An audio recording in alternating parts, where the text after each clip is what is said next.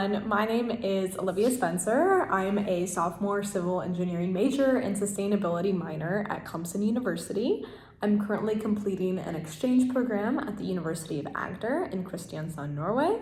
And I'm here to tell you guys about my experience, my travel experience throughout college, how I got here, what I'm doing here, and answer some questions that I got on my Instagram story about my experience.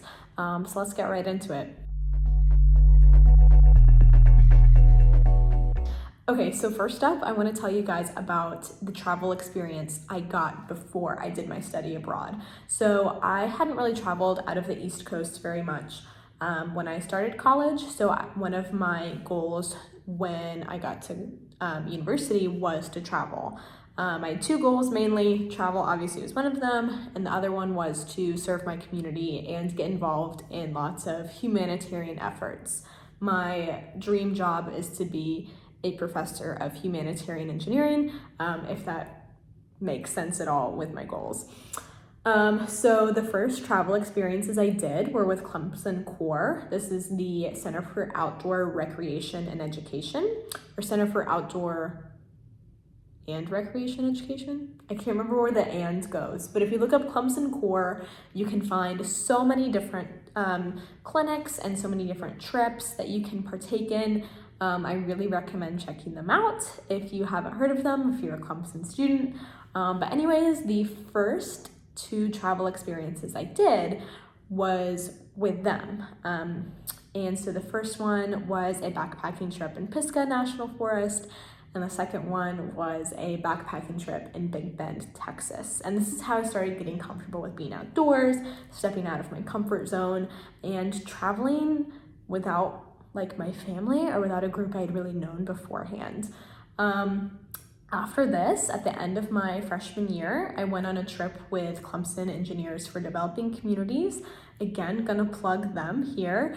I really love this organization, and if you're a Clemson student looking to get involved in some humanitarian efforts and gain some travel experience, I highly recommend joining.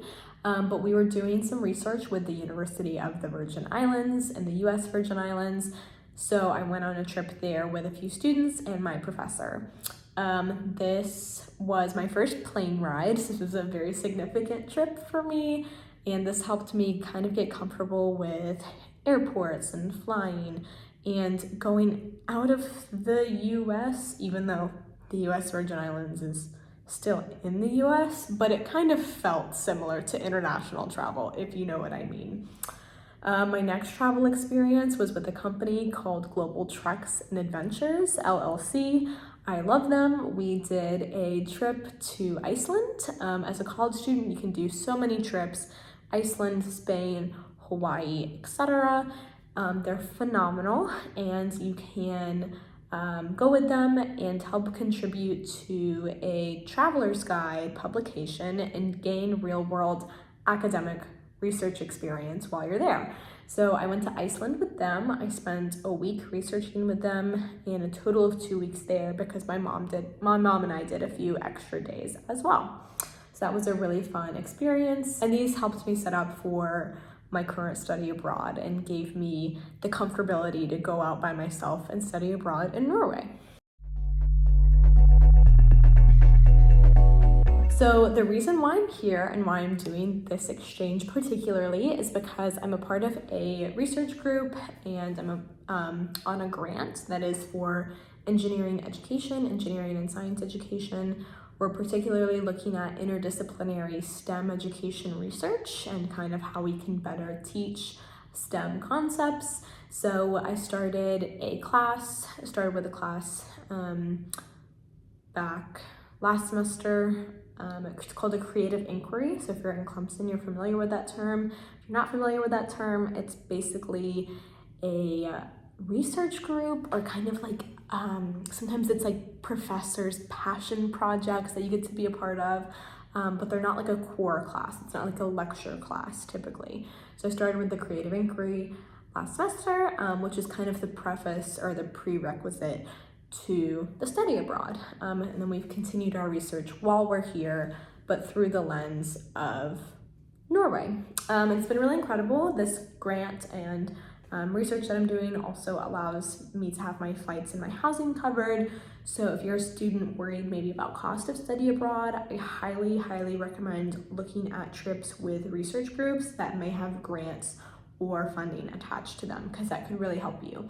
There's also lots of scholarships available for study abroad students or students looking to study abroad that you can apply for if you can justify kind of your purpose. So definitely check those out. There's tons and tons of opportunities if you're willing to comb through the internet and look through all the different funders.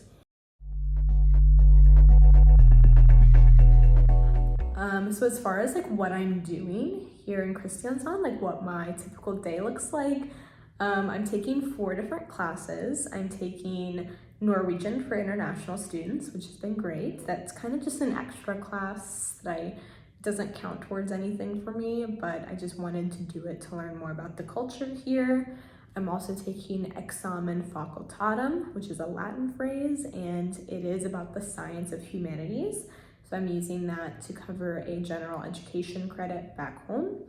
And then I'm taking 2 courses for my sustainability minor. I'm taking environmental humanities, and I'm taking a sustainable transformation course. The full title is like Approaches, Opportunities, and Challenge to Sustainable Transformation. That could be wrong. It's such a long title. I just call it my sustainable transformation course.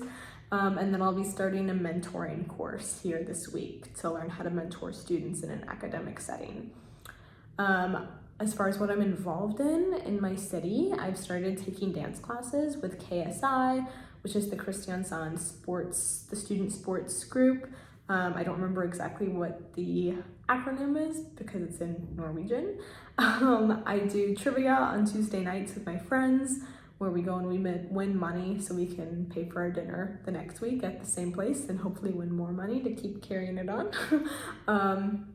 I also am doing Norwegian folk dance on Monday nights with a organization called Bool, which is under the municipality in the city center. And then I am also joining an advocacy group called SAIH, S-A-I-H. Again, don't really remember the acronym, but it's an advocacy group that works with educational and human rights here in Norway. And there's, I believe there's a group at every university. And so I'm starting that officially on Wednesday. I've been to one meeting before, but I couldn't normally go to meetings because they were during one of my classes. But it just got moved, so I can start going there as well now, which is really exciting. Travel is also a big part of study abroad, like where you're traveling throughout Europe. In Norway, I've been to Stavanger, which is the city on the southwest, Tromsø, which is a city up north, and I've been to Oslo for a day, which is the capital of Norway. And then I have a trip planned to Spain and a trip planned to Croatia and Italy as well for later in the semester, and a trip to Stockholm in Sweden. So traveling outside of your home country, obviously isn't a requirement. That's very, very personal for a lot of people, what they're able to do and how they're able to facilitate that. But just know that if you are studying abroad, like if you don't go out of that country, that's okay. Like learning a whole other culture, maybe even a whole other language is such an incredible step anyways, and you're doing something so much bigger than a lot of people get to do in their life and a lot of people would kill to do in their life. So if you don't get to travel to 15 different countries while you're abroad, that's okay, and that's kind of an unrealistic expectation anyways, but social media typically alters our view of what it means to have a successful study abroad experience. Okay, so now that I've talked about my experience and how I got here and kind of set up my travel, I would like to kind of answer some questions I got on my Instagram to kind of answer some real world questions that people have about studying abroad and what that looks like. So the first question I have is, what does it look like curating a study abroad for your major? And I think this is a wonderful question. But I didn't do that at all. I'm taking 2 classes for my minor, like I said, for my sustainability minor, but I'm taking no classes for my major in civil engineering, and that's okay. If you find a study abroad that aligns with, a minor like I did, or even if it's just general education credits, I recommend going for it.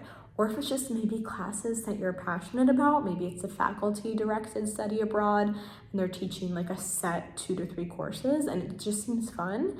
If you have the funding to do it, if you have the resources to do it because you're in college and you're probably late teens, early 20s, and when are you going to be this age again, traveling again, taking these fun courses wherever you are in the world? So if you can curate your study abroad 4-year major, go for it. That's incredible. You're knocking 2 birds out with one stone. But if you can't, that's okay. I did it and I'm still alive and I'm still making progress in my degree. So do whatever is going to make you the happiest.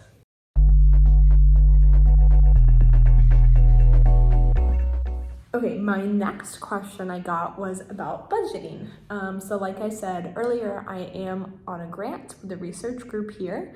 So my flights and my housing is covered, which is incredible because that gives me a lot more leeway with my budgeting and travel while I'm here. But the things I do still pay for are my bills back home, my food, and any external fun or traveling experiences I want to partake in. So food is obviously a big one. A lot of people think Norway is like incredibly expensive. It's really not, like especially in a grocery store. I mean, yeah, maybe there's some things that are a little bit more expensive than in the States, but it's nothing groundbreaking. And you have so many more like free social things out in the city that I really think it makes up for it, even if you're not here long term. But as far as groceries, I would say I go every 2 weeks and I can get out under $50. So I think that that's very reasonable, spending $100 or less than $100 a month on groceries as a single person. I try to mix it up between like frozen stuff, like easy to make stuff, as well as pasta noodles and like sandwich things, like more things I have to make, more fresh things, if you will. I'm still a college student, so I'm not making like 3-course meals, but I do get like soup packets to make fun soups. They have these breads. If you're in Norway right now, they have these like breads that you can get like 6 of them for $1, which is incredible. And then I have 6 breakfasts for $1. Like, it's wild. Like, there's some things that are so cheap here. So I think it's totally doable. Depending on where you are, that's gonna be different. But that's kind of what I budget for myself. And then I definitely recommend writing down a monthly budget. That way you can plan for travel and things like that, because obviously if you are going to travel to a different country, you're going to need to plan for your flights there, your trains there, your boats there, whatever that looks like, and just any extra expenses. But I think that studying somewhere else is definitely a lot more doable than people think. And your scholarships will still apply. And if you need to take out student loans, your student loans will still process as well, as long as you're still a student of your original organization or university in the US. So if you think it's not possible, just work with your study abroad office, work with your financial aid office, apply for scholarships, try to get a grant funded program, and I think that you can really do it. Okay, my next question I really like. It is my favorite aspect of Norway. My favorite aspect is definitely the social atmosphere. Norwegians can be a little bit reserved, but overall there's a lot of initiatives in the city. There's free ice skating where you can rent skates for free. There's free outdoor equipment. They have a phrase in Norwegian called friluftsliv. Friluftsliv. Let me say that a little bit better. And it literally means free air life. And they're all about the outdoors here. So they have a lot of initiatives where the banks will actually donate their profit back into the city, which I think is phenomenal. And so then you can get these programs, and there's lots of like cabins out in the woods that you can hike to. Some you can stay in overnight, some are just like there to go hike to for a 1-day hike, have like a little warm snack and then come back down. but those again are free and are funded by the banks in the city as well, which I think is phenomenal. So that's definitely probably my favorite aspect, as well as the public transit. Public transit is phenomenal, and I live in a small city. So that is probably my favorite aspect of like all of Europe, between the Interrail system, the buses, just everything is wonderful. And I definitely see myself applying to grad school in Europe after I finish my undergrad back home, just because I love the social components here.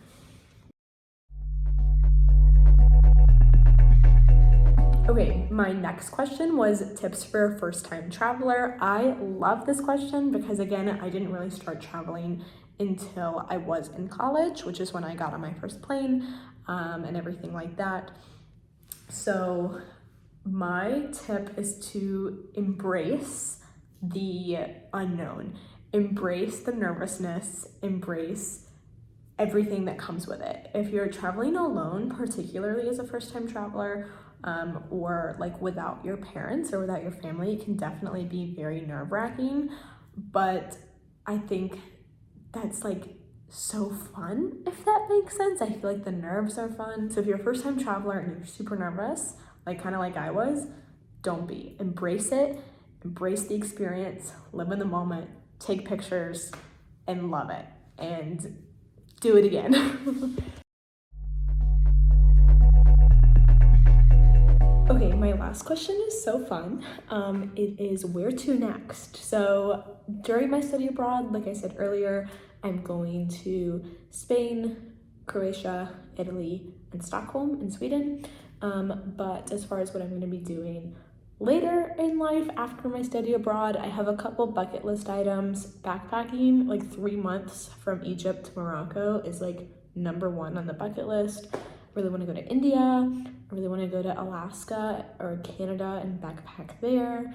Antarctica, because why the fuck not? I really want to go to Argentina, Brazil, anywhere I can get my hands on, honestly. But I'm going to be applying for a couple programs and jobs that hopefully get me out into the world and seeing everything I possibly can. Thank you guys so much for watching. If you've made it this far, make sure to like and comment and subscribe if you want to see some more content related to travel and my study abroad experience. So thank you so much.